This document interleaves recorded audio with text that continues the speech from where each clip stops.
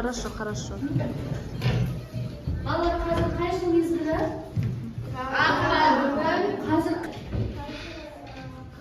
Қазір қыс. Қазір бүгін қыстың нешінші айы? Үшінші айы. Яғни бүгін бізде ақпанның 7-сі екен.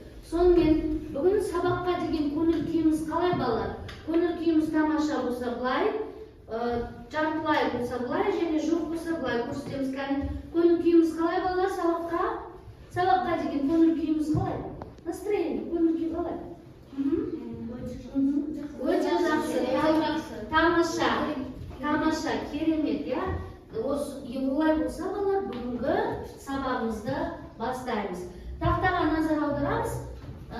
Кімді көріп тұрсыңдар балалар? Кім деп ойлайсыздар? Ақын, я?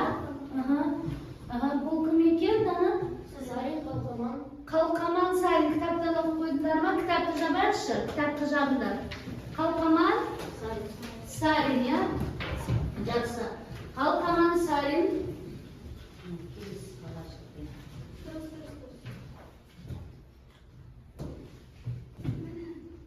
Қалқаман Сарин 1978 жылы 2 қаңтарда Шығыс Қазақстан облысы Абай ауданы Арқат ауылында дүниеге келген.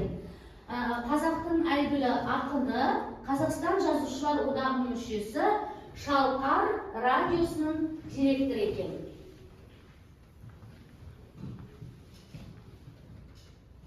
Сонымен балалар, қалай ойлайсыздар, біз бүгін сабақта не істейміз? Біз бүгін сіздермен бірінші дағдыны айтайық, тыңдалыммен жұмыс жасаймыз. Тыңдалым это что, ребята? Тыңдалым слушание. Сабақта не істейміз? Айтыңдаршы, не істейміз бүгін сабақта? Қалай ойлайсыңдар? Тыңдаймыз, сосын айтамыз, жазамыз. Не айтамыз, не жазамыз? Тапсырмалар. Қалқаман Сарин туралы. Сосын не өтеміз? Жаңа сөздер өтеді екенбіз. Сонымен бүгінгі сабақтың мақсаты балалар, тыңдалған мәтінді түсінесіздер, нақты ақпаратты анықтайсыздар тыңдалған мәтін бойынша. Сонымен қатар ауызша сұрақ қоямыз, сұрақтарға жауап береміз, шағын диалогке қатысамыз. Бұл бүгінгі біздің сабағымыздың несі екен балалар? Мақсаты екен. Сонынан қазақшасын қайталайық. Конкурс поэзия, жыр мүшайра. Жыр мүшайра. Родился, дүниеге келген. Призер, жүлдегер. Писатель, жазушы. Победитель, жеңімпаз. Член Союза, одақ мүшесі. Сборник, жыр жинақ.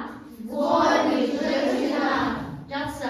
Алиса, бір оқып шықшы қазақшасын. Қазақшасын оқып. Жыр мүшайра, дүниеге келген, жүлдегер, жазушы, жеңімпаз, одақ мүшесі, жыр жинақ. Жақсы. 2 минут уақыт беремін, дәптерге жазып алыңыздар.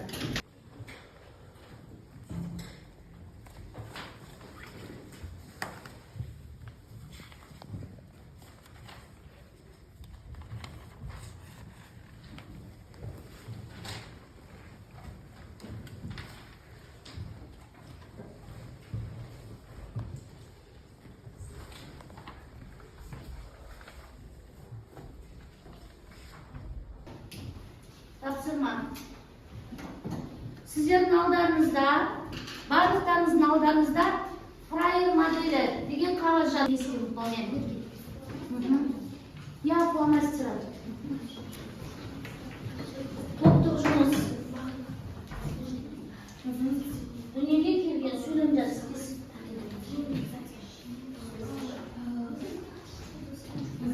Бірге жазамыз бұл. Мағынасы жазушы.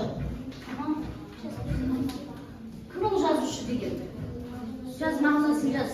Кім ол? 2 минут уақыт балалар, 2 минут.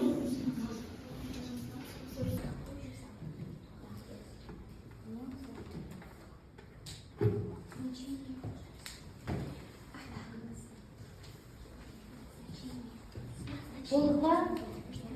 Жоқ.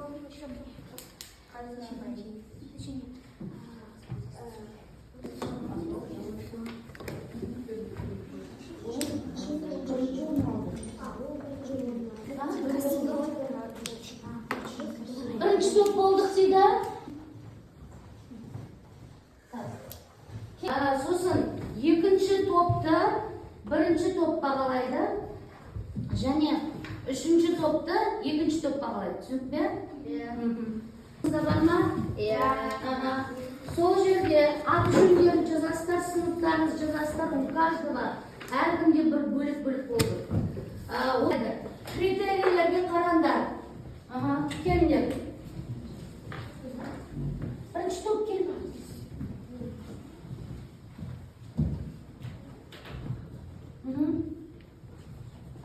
Былай тұрамыз. Айтамыз. Дүниеге келген.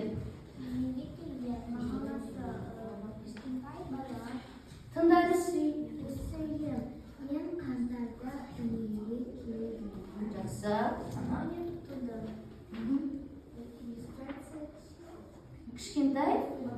Кішкентай баланың суреті. Жақсы, үшінші топ. Қанша ұпай бересіңдер? Қанша ұпай? Бағалайсыздар. Қандай сөз? Сөзді оқы бірінші. Жеңімпаз. Жақсы. Келесі. Иллюстрация. Жеңімпаздың суреті тұр, я балалар? Келесі. Синоним жүлдегер. Жүлдегер. Өте жақсы. Сөйлем. Мен жеңімпаз. Қалай айтамыз? Дұрыс па? Мен жеңімпаз дейді. Қалай болады? Дұрысы. Мен жеңімпаз. Мен жеңімпаз. Я. Жақсы. Отыра қойыңдар. Сонымен бірінші топ қанша ұпай береміз? Қанша ұпай береміз? Неге бір ұпай? Сөз жазушы, мағынасы шығарма жазды. Сөйлем жазушы, кітап жазды.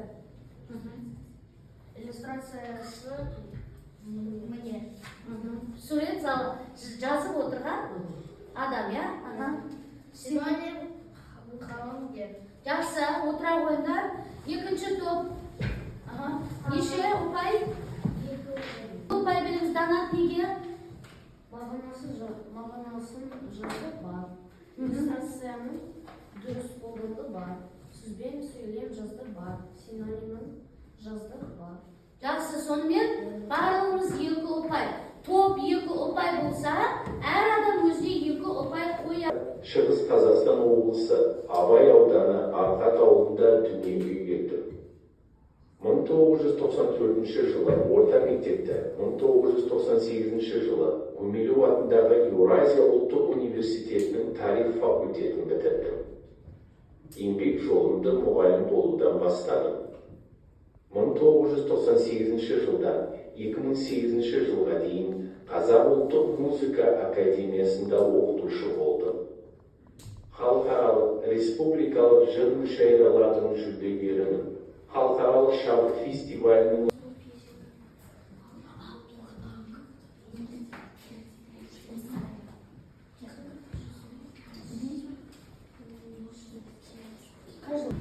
Екінші топ. Тез болама.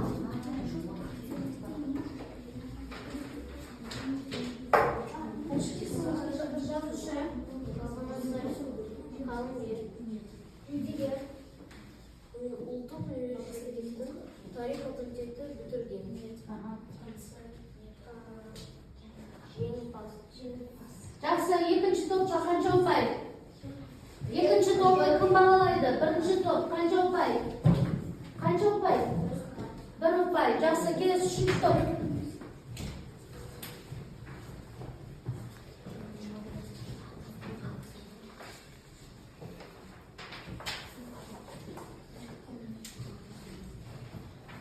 Айта бер. Қахаман Сарсарин, жазушы, 1978 жылы дүниеге келген 8 қаңтарда. Қахаман Сарсарин, мұғалім,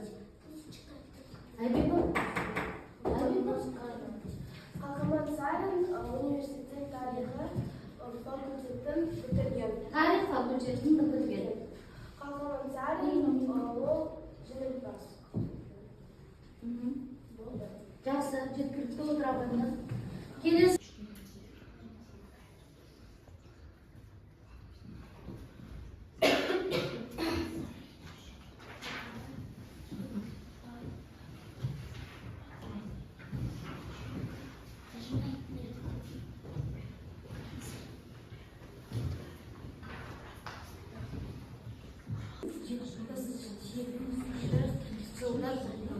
Ага, жақсы.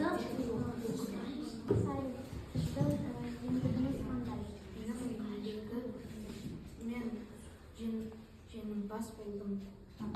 Сіз қандай лицейде оқыдың? Оқыдыңыз. Қай мектепте оқыдыңыз дейді? Жетінші мектепте оқыдым. Енді бұл кішкене импровизация болып кетті, я? Мен 7-ші мектепте оқыдым. Болды ма, сұрақ бар ма тағы? Болды ма? Жақсы отыра қойыңдар, шапақтап қояйық.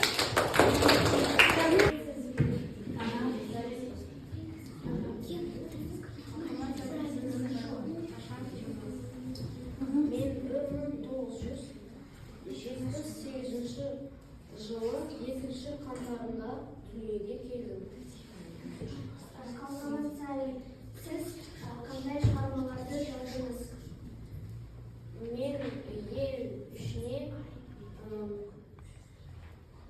қызғын жібек сүйдім және тылды Тағы басқа шығармалар жаздым. Қалқаман Сарин, сіз қайда оқыдыңыз?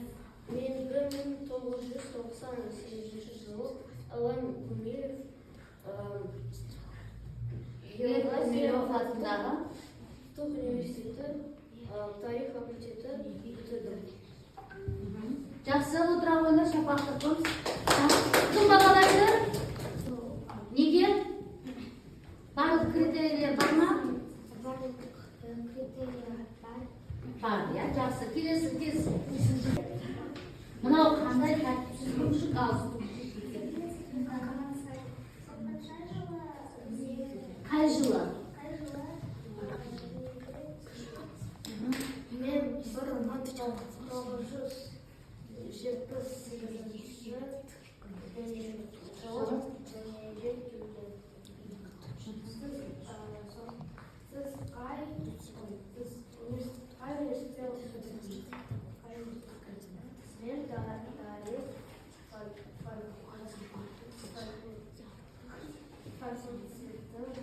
Бітірдім. Гумилев атындағы Еуразия ұлттық университетінің тарих факультетін бітірдім. Қалқаман Сарин, сіз қай мектепте оқыдыңыз? Мен 7-ші мектепте оқыдым. Жақсы. Қалқаман Сарин біздің мектепте оқыпты деген ақпарат жоқ еді. Жарайды. Балалар, импровизация